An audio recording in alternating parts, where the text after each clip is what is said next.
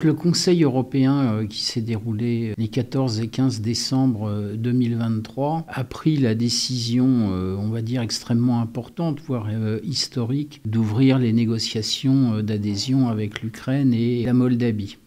Alors il faut savoir que c'est la suite, j'ai envie de dire assez logique, de ce qui avait été décidé il y a un peu plus d'un an, au début de la guerre en Ukraine, où on avait déjà accordé le statut de pays candidat à l'Ukraine. Maintenant, si on regarde les résultats de ce Conseil européen, on s'aperçoit qu'il y a véritablement eu un package sur la question de l'élargissement de l'Union européenne, parce qu'il n'y a pas que l'Ukraine qui a été abordée. Alors d'une part, les négociations d'adhésion, elles vont porter sur l'Ukraine et la Moldavie. La Moldavie, c'est d'ailleurs quelque chose qui importait beaucoup pour les Français. C'est les Français qui ont insisté pour que la Moldavie soit dans le package des négociations d'adhésion.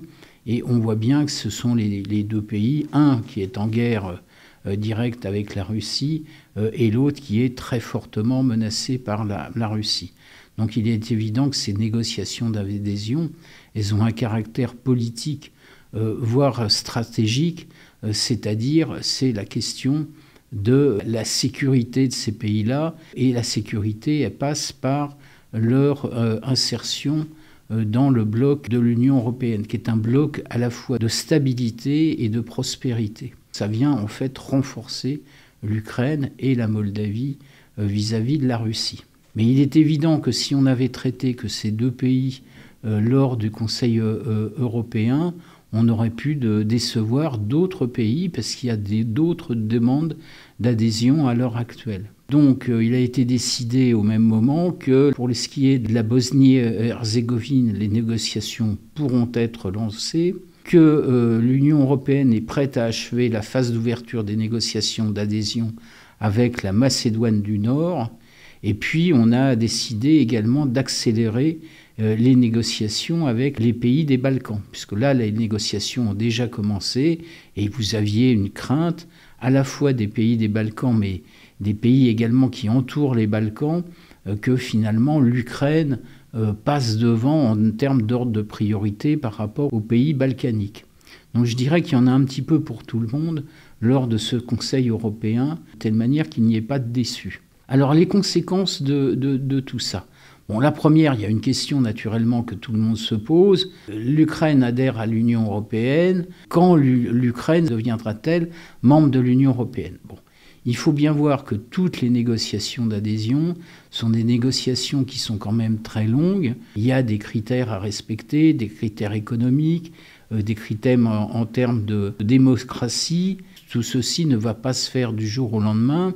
Et il est très probable que si un jour on arrive à la fin du processus d'adhésion de l'Ukraine, en fait la guerre avec la Russie soit terminée. En tout cas, on peut l'espérer, mais il faut bien voir que les processus d'adhésion, ils durent véritablement plusieurs années, voire une dizaine d'années.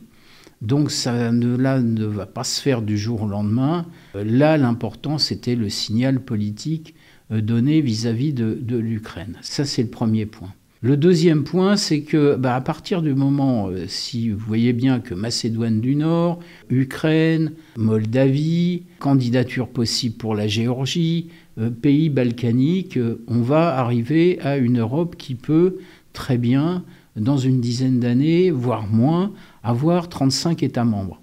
On ne va pas pouvoir faire fonctionner l'Union européenne à 35 comme on l'a fait fonctionner à 27.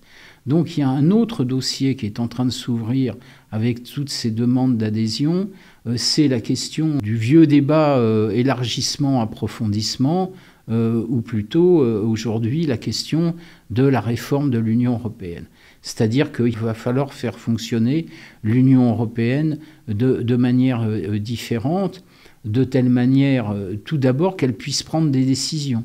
Vous avez tout un tas de domaines où aujourd'hui c'est la règle de l'unanimité.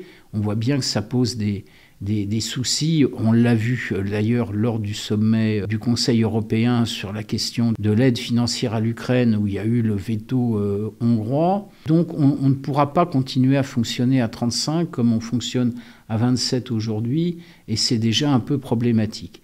Et vous avez un certain nombre de pays qui poussent pour cette réforme de l'Union européenne, du mode de fonctionnement, comme l'Allemagne ou comme la France. L'autre point, et là ça concerne plus spécifiquement l'Ukraine, c'est la question économique, parce que vous avez un certain nombre de politiques au sein de l'Union européenne. L'Ukraine, on considère, en tout cas c'était le cas avant la guerre avec la Russie, que c'était un grenier à blé.